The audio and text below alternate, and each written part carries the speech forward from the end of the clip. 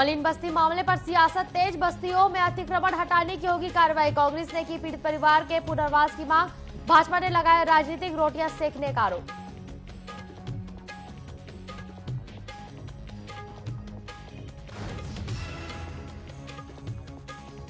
दस मई से शुरू हो चुकी है चारधाम यात्रा। यात्रा में फर्जी रजिस्ट्रेशन के मामले आ रहे सामने। अभी तक फर्जी रजिस्ट्रेशन का आंकड़ा 45। आईजी करण सिंह ने जानकारी देते हुए जांच की कही बात।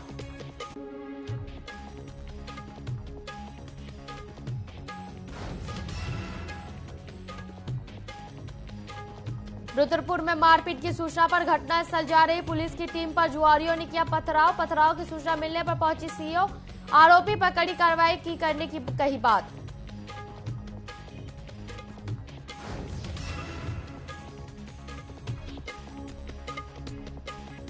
और श्रीनगर में ग्लास हाउस के पास एक और गुलदार पिंजरे में कैद। वन विभाग की टीम ने रेस्क्यू कर पौड़ी नागदेव रेंज भेजा। पहले 24 मई को एक गुलदार का किया गया था रेस्क्यू।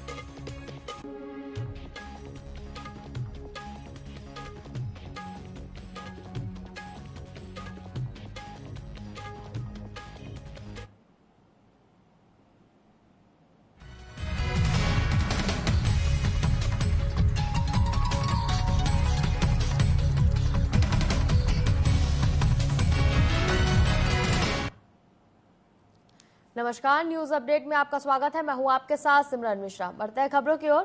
तो उत्तराखंड में निकाय चुनाव की तैयारियों के बीच राज्य में अतिक्रमण के मुद्दे पर सियासत गर्मा गई है। दरअसल एनजीटी के आदेश के बाद देहरादून नगर निगम और एनडीडीए ने रिस्पना किनारे बसी बस्तियों में सरकारी भूमि पर चिन्हित करीब 500 मकानों को नोटिस भेजने की प्रक्रिया पूरी कर ली है। इस सूची में जिन लोगों के नाम शामिल है उनको एक हफ्ते के भीतर खुद मकान ढहाना होगा। इसके बाद दोनों महकमे ध्वस्तीकरण की कार्रवाई करेंगे। इसके लिए निगम ने जिला प्रशासन और पुलिस को पत्र लिखकर फोर्स मांगा है। कांग्रेस ने पीड़ित परिवार से पुनर्वास की मांग की है। वहीं भाजपा का कहना है कि कांग्रेस सिर्फ राजनीतिक रोटियां सेकने की कोशिश कर रही है।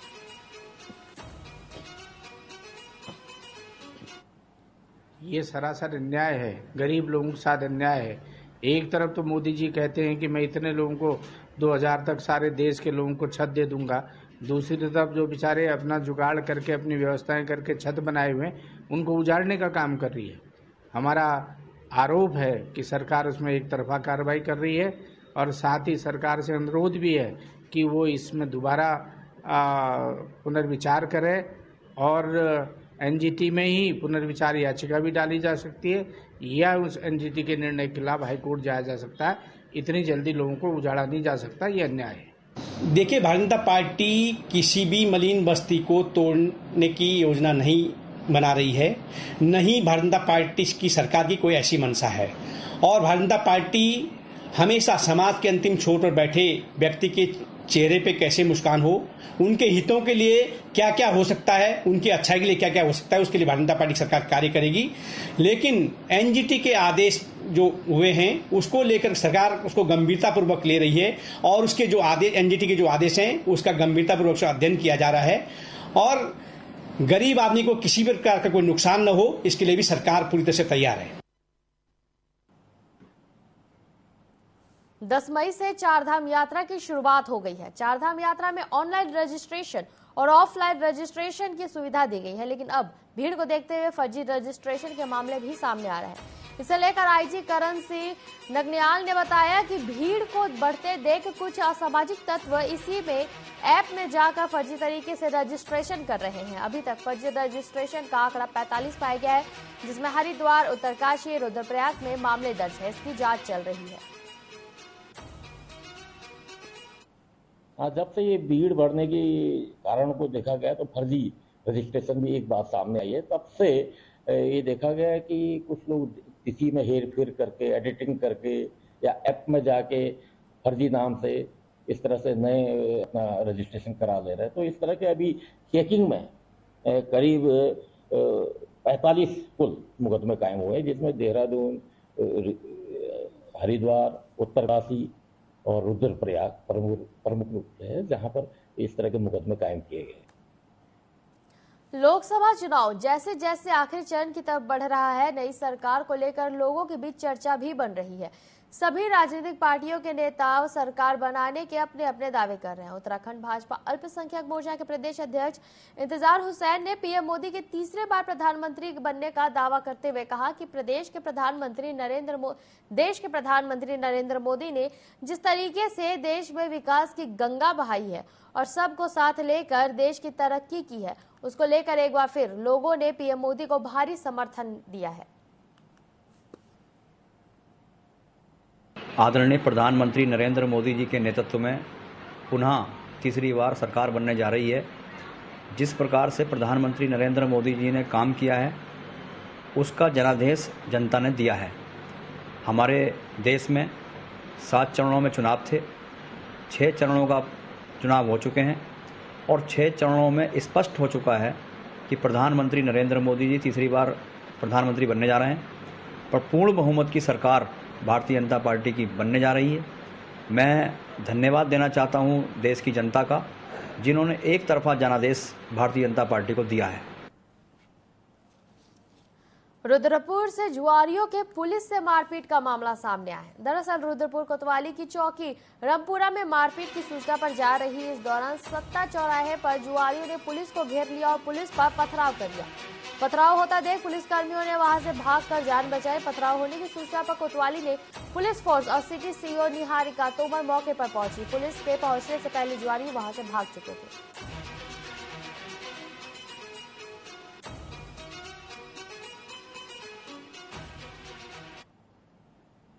कल रात को 112 पे सूचना में प्राप्त हुई थी रामपुरा क्षेत्र से कि वहाँ पर मारपीट की कोई घटना हुई है। तो जब हमारी चौकी क्षेत्र से जो चीता थी वो मौके पर जाने लगी तो रास्ते में जब वो जा रहे थे तो उनको कुछ जुआ खेलते हुए लोग मिले, जहाँ पर वो रुके और उन्होंने उनको पकड़ने की कोशिश की और मामला पूरा जानने की कोशिश की। तो जैसे ही उन्होंने पुलिस को आते देखा वो सब लोग वहाँ से भागने लगे और उनके द्वारा 2 स्कूटी और 1 बाइक वहीं पर खड़ी थी वो छोड़ दी गई।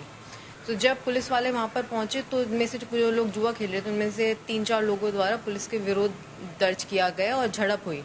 तो इसी बीच जो वहां पर स्कूटी और बाइक मौजूद थी वो पुलिस द्वारा ले आई गई और जो लोग इस झड़प और विरोध में मौजूद थे उनको चिन्हित किया गया है।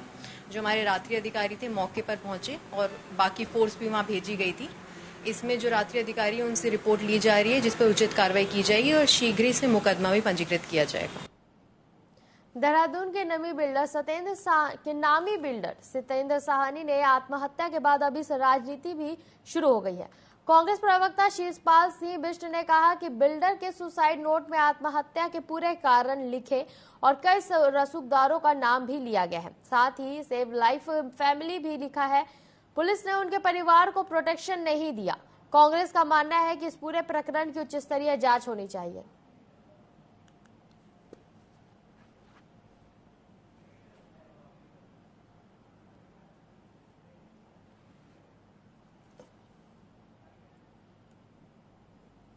जिस तरीके से शहर के एक प्रतिष्ठित बिल्डर ने 8वीं मंजिल से कूद करके आत्महत्या की और आत्महत्या करने से पूर्व उन्होंने एक लंबा चौड़ा जो है सुसाइड नोट लिखा और उसमें जो है उन्होंने आत्महत्या के पूरे कारण लिखे और कई रसूखदारों का नाम भी जो है उन्होंने उसमें लिया है। तो इस पूरे प्रकरण में संदेह गहरा गया है कि उन्होंने लिखा है कि सेव माई फैमिली।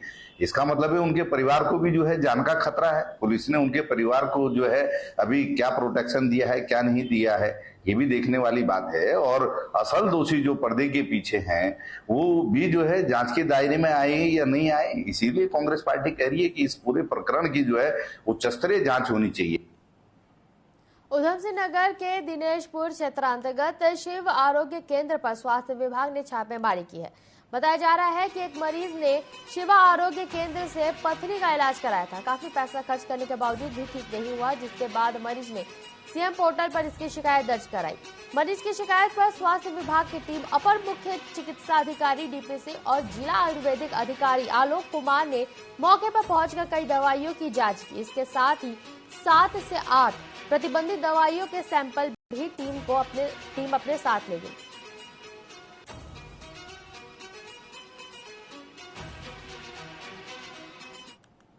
परिप्रेक्ष्य में हमारे द्वारा एक टीम बनाकर, जिसमें कि आयुर्वेदिक जिला आयुर्वेदिक अधिकारी हैं, उनको भी हमारे द्वारा उसमें टीम में शामिल किया गया था। हमारे एसी में थे डॉक्टर डीपी सिंह, वो थे, और साथ में वहाँ के जो इंचार्ज हैं डॉक्टर पांडे, उनको भी उसमें लिया गया था, और अन्य प्रशासन की भी वहाँ पर टीम थी। तो उसमें निरीक्षण किया गया, तो इस तरह की चीज़ें तो नहीं पाई गई कि उनके द्वारा कोई क्लिनिक का संचालन किया जा रहा था, लेकिन आयुर्वेदिक दवाई वहाँ पर रखी गई थी और वहाँ से दी भी जा रही थी। तो इस संबंध में एक पूरी रिपोर्ट जो है अभी मेरे पास टीम की आनी बाकी है। हालांकि CSCL अभी नहीं किया गया है, एक निरीक्षण आख्या भी मेरे पास आनी बाकी है। तो हम देखते हैं, हम और आयुर्वेदिक अधिकारी आकर मिलकर के दोनों। रामनगर उप जिलाधिकारी राहुल शाह के निर्देश पर गठित अलग अलग टीमों ने रामनगर विकास खंड के अलग अलग क्षेत्रों में स्थित मदरसों की जांच शुरू कर दी है। BRC समन्वयक मनोज तिवारी और उनके साथ मौजूद अन्य विभागों के अधिकारियों ने संयुक्त रूप से रामनगर शहर में स्थित कई मदरसों की जांच की। उन्होंने बताया कि जांच के दौरान कई मदरसों में अभिलेखों की जहां एक और कमी पाई गई, तो वहीं कई जगहों छात्रों की उपस्थिति पंजिका में दर्ज नहीं पाई गई। उन्होंने कहा कि जांच रिपोर्ट उच्च अधिकारियों को सौंपने के बाद ही अग्रिम कार्रवाई की जाएगी। देखिए, राष्ट्रीय बाल संरक्षण आयोग द्वारा जिलाधिकारी महोदय को कुछ बिंदुओं पर निर्देशित किया गया, तो उसके क्रम में एक अभी मदरसों के विस्तृत इनके गहन जांच संबंधी तथ्य जाने हैं, और उसके बाद इस संकलित आख्या जो है फिर विकासखंड के सारे मदरसों की जिस दिन संकलित हो जाएगी, उसके बाद ही इस बारे में कुछ डिटेल आपको दे पाएंगे। कुछ अभी जैसे अभिलेख संबंधी की जो हमारी दैनिक उपस्थिति का है या बच्चों के उनसे अभिलेख वगैरह हैं, तो उनके लिए इनको कहा गया कि भी उसको प्रॉपर मेंटेन किया जाए। फिलहाल वक्त चला एक छोटे से ब्रेक का। ब्रेक के बाद जल्द ही लौटेंगे।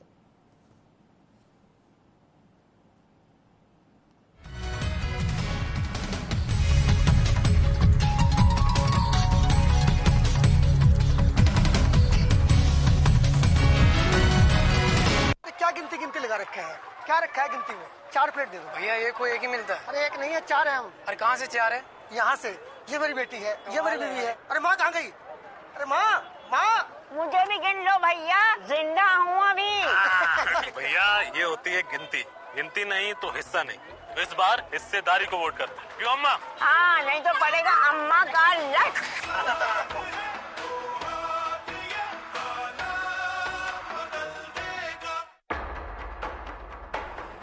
देश के धुरंधरों से बेबाक बातचीत, आपके सवालों का हम मांगेंगे जवाब। तीखे सवालों की जानिए हकीकत। सवाल सियासत के, सवाल समाज के, सवाल मुद्दों के। सच जो आप जानना चाहते हैं, हम लाएंगे दिग्गजों का सच सामने। बिना पर्दा, बेझिझक, बेबाक। सवालों का तूफान, जवाबों का सैलाब।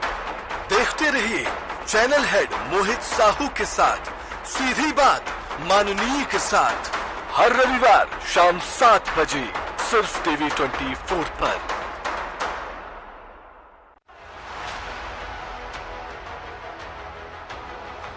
4 जून किसको मिलेगा जनादेश? किसके सर पर सजेगा ताज?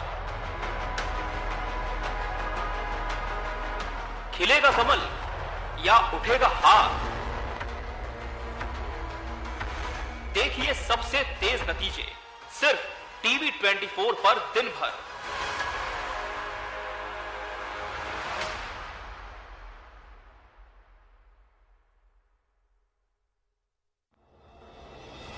वो शाम पुरानी ढल चुकी, अब नए सूरज से दरकार है। चाहिए एक तलबगार सच का। अरसे से सुना पड़ा बाजार है, कहीं रुदन है, कहीं घुटन है। हर कदम है संग्राम यहां। जो इन तूफानों में ठहर सके, वही विश्वास का हकदार है। देखते रहिए TV 24 मोहित साहू के साथ।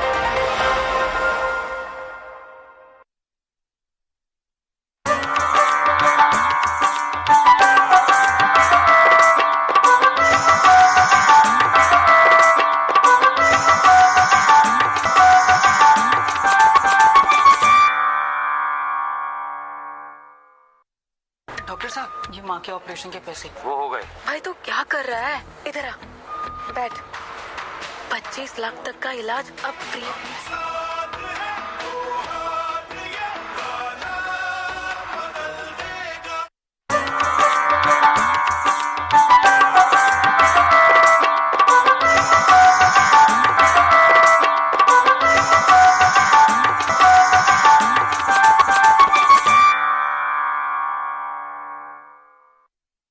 राजनीति खेल है शह और मात का, घात और प्रतिघात का।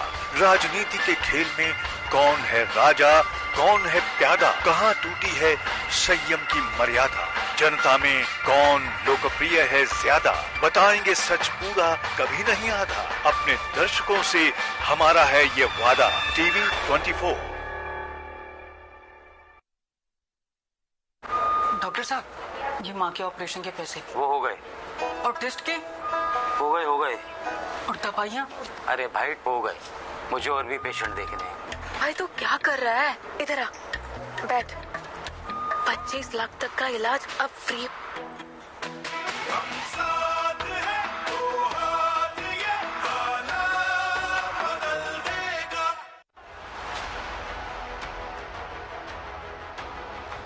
चार जून किसको मिलेगा जनादेश? किसके सर पर सजेगा ताज? खिलेगा कमल या उठेगा हार? देखिए सबसे तेज नतीजे सिर्फ टीवी 24 पर दिन भर।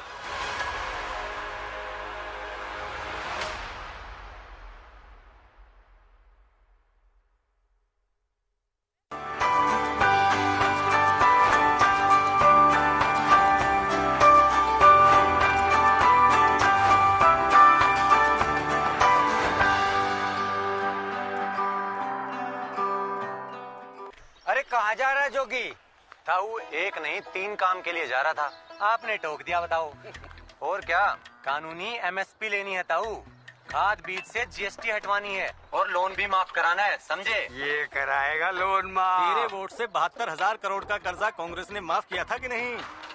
ताऊ अपने फोन का बटन दबाना छोड़ और हाथ का बटन दबा।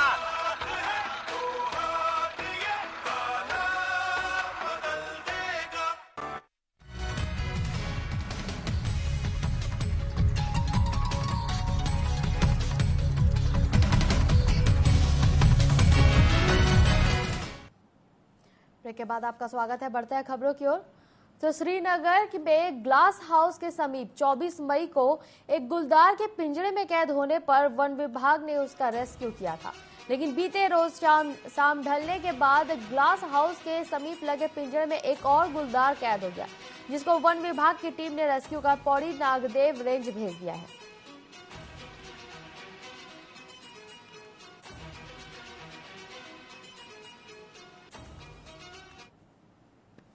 ये जब से मतलब जो है श्रीनगर में जो है गुलदार द्वारा बच्चे पे हमला किया गया, तो लगातार हमारी टीम जो है वहाँ पे गश्त पे रही और जो है एक गुलदार तुरंत हम जो है पकड़ के ले आए थे।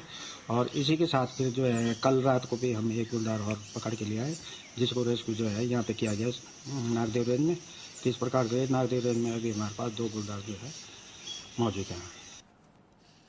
डोभाल में कोतवाली रानीपुर का वार्षिक निरीक्षण किया गया। एसएसपी के कोतवाली आगमन पर सेरेमोनियल गार्ड में उन्हें सलामी दी गई। इसके बाद एसएसपी डोभाल ने थाना भवन और कार्यालय की साफ सफाई व्यवस्था और मेंटेनेंस का बारीकी से निरीक्षण कर महत्वपूर्ण अभिलेखों की जांच की।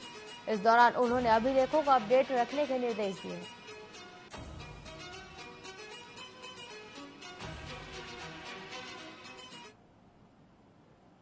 श्रीनगर के स्विद गांव में ग्रामीण इन दिनों गंदे पानी की आपूर्ति से परेशान है। ग्रामीण पानी की समस्या से जूझते दिखाई दे रहे हैं।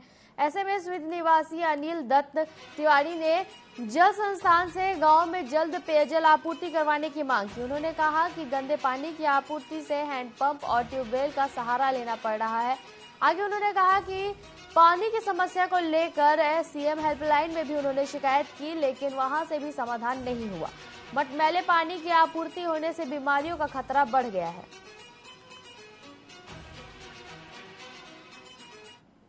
ये अभी जो जल जीवन मिशन में इन्होंने घर में कनेक्शन लगाए हैं, तो उसमें जब से कनेक्शन लगे हैं तब से पानी आया ही नहीं। कुछ घरों में, कुछ ऊपर के जो टंकी के नजदीक के घर हैं उनमें पानी आया है, लेकिन दूर वाले घरों में आया नहीं है। और जो कनेक्शन पहले से थे, गधेरे से जो कनेक्शन लगे हुए थे, उनमें नलों में पानी आता था, लेकिन बीच में जो है कि अब मिट्टी आने लगी उस पानी में, तो उस चक्कर में पीने का पानी की बहुत दिक्कत होने लगी है। हमें भी समाचार पत्रों के माध्यम से ही प्राप्त हुआ है, ज्ञात हुआ है कि वहाँ पर पेयजल आपूर्ति में जो है वो गंदगी आ रही है। लेकिन मेरे द्वारा स्वयं उस गांव का निरीक्षण किया गया, जिसमें कि मैंने जो देखा है कि हमारा जो ढिकालगांव पंपिंग योजना है, स्वीत गांव वहाँ से फीड है, तो हमारी पंपिंग योजना का जो पानी है वो तो शुद्ध पेयजल के रूप में वहाँ पर उनको मिल रहा है। लेकिन जो स्वीत गांव है उनकी अपनी ग्राम सभा की एक योजना है, तो उस योजना में अभी जंगल में जो आग लगी हुई है उससे कुछ गंदगी उसमें आई है, और ये लोग सफाई भी कर रहे हैं उसकी। तो जल संस्थान जिसको जलापूर्ति कर रहा है वो तो शुद्ध है। उत्तराखंड बोर्ड के परिणाम को लेकर मंगलौर के कन्या पाठशाला इंटर कॉलेज के परिसर में पुलिस अधीक्षक स्वप्न किशोर ने मेधावी छात्रों की माताओं को प्रोत्साहन राशि देकर सम्मानित किया। आपको बता दें, पूर्व से निर्धारित कार्यक्रम के अनुसार मंगलौर के कन्या पाठशाला इंटर कॉलेज में पहुंचे एसपी ने दीप प्रज्वलित कर कार्यक्रम का शुभारंभ किया। इस मौके पर एसपी ने कहा कि छात्र छात्राएं देश का भविष्य है, जिसे और निखारने की आवश्यकता है। उन्होंने कहा कि जीवन में उन्नति के लिए शिक्षा महत्वपूर्ण भूमिका निभाती है।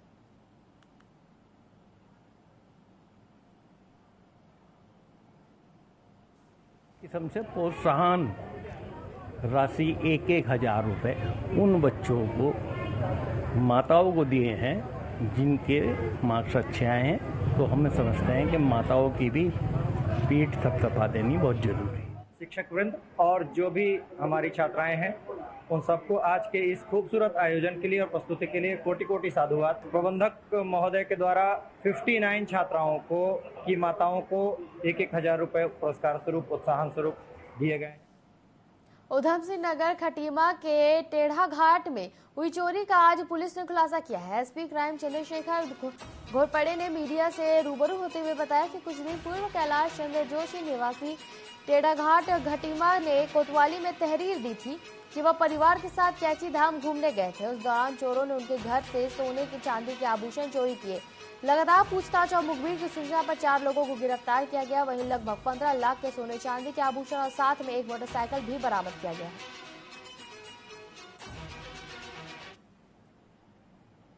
17 तारीख को वो घर से कैंची धाम के लिए गए थे, तो 17 तारीख को जब वापस आए तो उन्होंने पाया कि घर में चोरी हुई है। घर में घुसकर ताला तोड़कर काफी मात्रा में सोने के गहने, चांदी के गहने ये चोरी हुई है।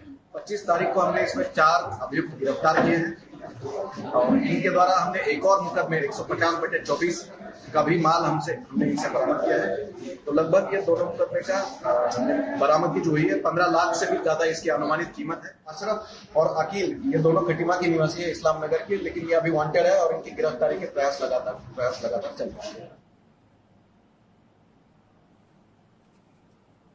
पंतनगर थाना के सिडकुल चौकी पुलिस ने चोरी की 3 मोटरसाइकिल के साथ एक आरोपी को गिरफ्तार किया है। वहीं पुलिस ने आरोपी के कब्जे से चोरी की 3 मोटरसाइकिल भी बरामद की। सीओ ओम प्रकाश शर्मा ने एसएसपी कार्यालय में मोटरसाइकिल चोरी का खुलासा करते हुए बताया कि लगातार मोटरसाइकिल चोरी हो रही थी, जिसके बाद पुलिस ने कार्रवाई करते हुए एक आरोपी को गिरफ्तार किया है। इससे पहले कि आरोपी के खिलाफ ट्रांजिट कैंप थाने में मोटरसाइकिल चोरी और आर्म्स एक्ट का मुकदमा दर्ज कर है।